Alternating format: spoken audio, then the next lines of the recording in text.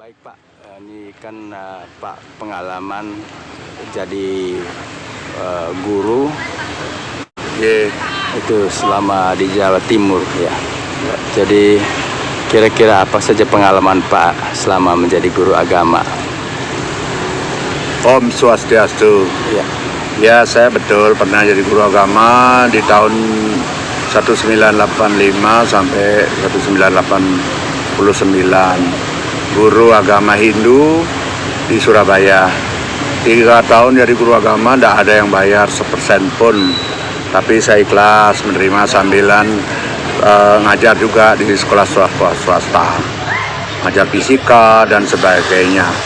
Kemudian saya aktif di Swastika Taruna, yaitu himpunan pelajar mahasiswa Bali, mulai tahun 1977 sampai tahun 1979. Dan di sana saya sebagai ketua 3 menangani masalah olahraga dan seni.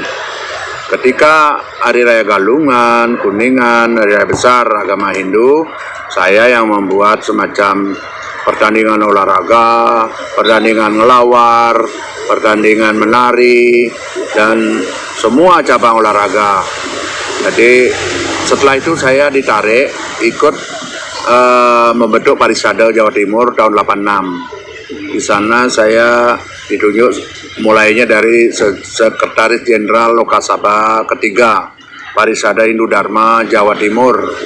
Jadi selama kepengurusan Parisade sebelum dibentuk, kita sebagai panitia itu kerja keras menghubungi 7 sulingge di Jawa Timur yang rata-rata memang sulingge Jawa asli, yaitu dari Kediri, Jombang, Mojokerto, dan lain-lainnya.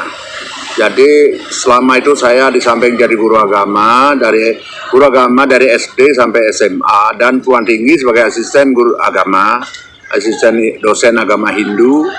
Jadi saya senyambi di laboratorium fisika. Jadi sana saya tumbuh, berkembang, dihargai, dikenal oleh masyarakat Hindu. Termasuk di Puro Kerembangan, di Puro Jagat Krana, Perak, Surabaya. Saya sempat ngayah di Puro setelah melalui pewintenan dasar waktu itu saat ngentak linggih di Puro Jagat Krana, Perak, Surabaya. Jadi di situ saya ikut mengabdi sebagai pemangku junior yang hanya membantu. Sehingga saya bersyukur banyak tokoh-tokoh dari Angkatan Laut, Kepolisian, ABRI waktu itu yang dekat dengan saya, terutama perwira-perwira yang ditarik ikut sebagai pengurus di PHDI Jawa Timur. Waktu itu ada tokoh sipil yang namanya Ketut Sidre. Nah itu yang kita pakai idola waktu itu sebagai tokoh Parisade Jawa Timur. Dan Komang Warse, mungkin ada dari yang senior-senior sekarang masih ingat yang namanya Bapak Komang Warse, almarhum sudah sekarang. Ya. Jadi selama sepak terjang saya di Jawa Timur, saya Sungwaro sudah banyak punya kenalan, sekitar 10 tahun generasi waktu itu. Nah setelah tahun 90 saya kembali ke Banyuwangi, di Banyuwangi 15 tahun. Otomatis saya tidak aktif lagi, hanya semacam guru biasa saja, sambil kuliah ke Surabaya. Jadi dari Banyuwangi saya kuliah Surabaya selama 6 tahun. Nah setelah ujian kalau selesai, ngelamar lagi, akhirnya di Bali saya ditunggu oleh leluhur saya disuruh meneruskan kewikanan leluhur saya yang memang dulu pernah ada yang CD sekali, untuk melanjutkan pemangkuan dan pengobatan, penamban namanya, pemangku penamban. Jadi kalau ada orang kena racun, ada orang mengubah nasib, ya saya mempinunas kepada beliau yang saya iring, yaitu Ide Betara Sunio. Beliau lah yang melinggo-melinggiring alam Sunyaloka. Beliau itu terdiri dari Tabik Pekulon, Ida Betara Ratu Gede, Ida Betara Lingsir, Ida Betara Rambut Sedano, Ida Betara Pertiwi, dan lain-lain. Banyak yang saya iring. Karena itu ya Asungwaro juga yang saya sampai sekarang kalau ada yang nyetek saya katanya orang Islam, alhamdulillah gitu kan. Asungwaro Nugraha belum bisa mereka mau mengganggu saya. Syukurnya di situ. Saya punya leluhur memang sayang sama saya. Karena saya semua leluhur saya ajak komunikasi bahwa sejarahnya memang sempat ruwet di atas saya seperti bapak, kakek. Itu kurang memperhatikanlah zaman-zaman dulu itu. Sehingga saya harus menyelesaikan semua kewajiban-kewajiban saya. Termasuk kuro, sanggah, dan sebagainya.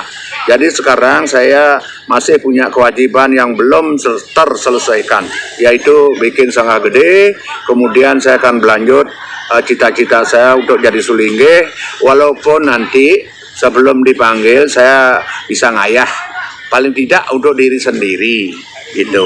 Syukur-syukur kalau dipercaya untuk membantu orang lain. Demikian sementara saya bisa bantu memberikan informasi. Mudah-mudahan ada saling memberi informasi, saling diskusi untuk memperluas wawasan kita melalui argumentasi yang lebih banyak, punya dasar-dasar narasi-narasi yang sifatnya sains daripada kita berkutat kepada sentimental. Itu jelas sudah tidak zamannya sekarang. Karena mau tidak mau Indonesia harus maju di segala bidang, lahir batin, skala di dunia dan di akhirat, dan semua itu melalui keseimbangan, keserasian, dan keselarasan hidup agar kita bahagia di dunia dan bahagia di akhirat. Kebahagiaan utama adalah kebahagiaan yang benar-benar meresap di perasaan kita. Sembahyang pun harus menggunakan sembah rasa. Jangan hanya sembah raga, jangan hanya sembah cipta, harus sembah rasa. Ketika kita melakukan persembahyangan dengan sembah rasa, setiap kita sungkem kepada beliau, setiap nyambung energinya dengan Tuhan, di puro atau di tempat-tempat suci, Anda pasti akan keluar rasa haru, rasa mendalam sekali, merasa seperti pacaran dengan Ida Sang Hyang Widiwasa. Ya, Pak, kalau ukuran kebahagiaan bagi umat Hindu itu seperti apa? Kebahagiaan umat Hindu itu yang tertinggi itu adalah Moksartam, Jagatita. Itu Jagatita itulah kebahagiaan dunia yang benar-benar puncak. Itu yang sulit ditempuh sekarang oleh sebagian besar umat Hindu. Kenapa? Karena sebagian besar umat Hindu sekarang mudah digoda. Apalagi yang disebut dengan zaman Kali Yuga. Zaman Kali Yuga ini adalah zaman besi, mudah berkarat. Manusia itu mudah kena godaan buta kala dan sebagainya. Dengan perbuatan-perbuatan adharma itu. Sehingga mereka ego, emosi, kecerdasannya menurun semua. Kecerdasan emosionalnya turun, kecerdasan artifisialnya turun, kesejahteraan majemuknya apalagi nggak nyantol sama sekali. Kecerdasan emosi 88% pengaruh besar kepada kesuksesan manusia. Kecerdasan intelijensi itu 98% menentukan kepada kita. Jika emosi Anda tinggi, maka nonsen Anda akan sukses. Tekan rendah hati.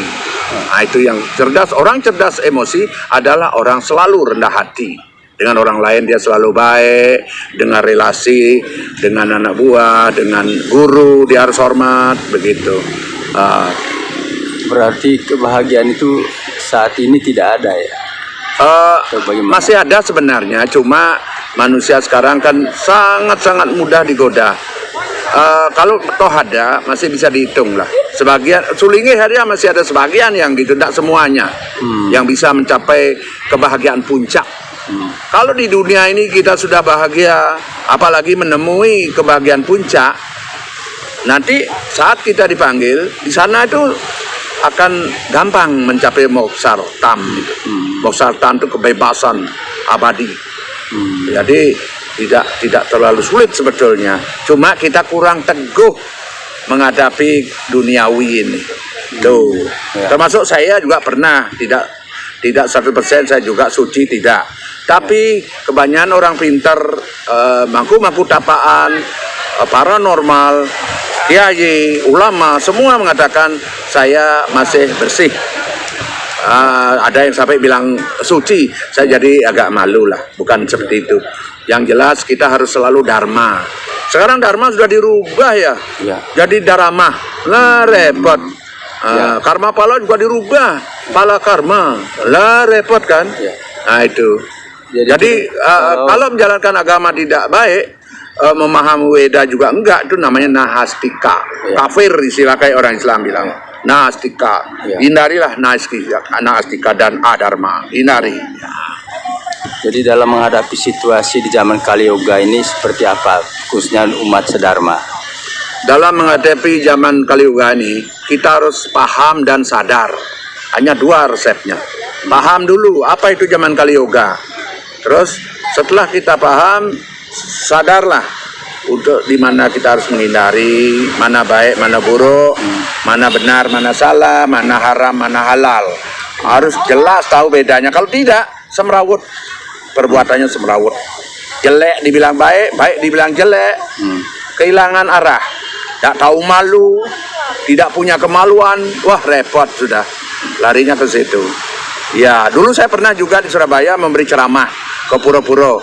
Istilahnya Dharma Wacana, sekarang dulu Upanisad namanya. Ya, ya. Saya ke Pura Segara, kadang di Pagerwesi, kalau Saraswati ya kita mengutarakan makna daripada Hari Raya Saraswati. Di Pura Gubeng sana, di Pura Jagat Krano, kadang saya dikasih surat dari Bimas Hindu Buddha Jawa Timur, Pak Ketut Sudiro dulu. Sering saya ditunjuk untuk memberi panisat di depan umat yang mau melakukan sembayangan. Sebelum melakukan sembayangan, kita berikan wacana dulu sedikit. Gitu. Ya. Waktu Natar P4 di Banyuwangi, saya juga sering nyetir itu sedikit dari ajaran Hindu. Kita harus selalu seimbang, serasi, selaras. Apapun, dari agama apapun, kita harus selalu saling mengisi, saling serasi. Kita bersatu dalam Bhinneka Tunggal Ika. Islam bagus, agama yang lain, Kristen juga baik. Tinggal tergantung kita sebagai manusianya. Semua bermuara dari manusia sendiri. Baik, buruk, tergantung Anda.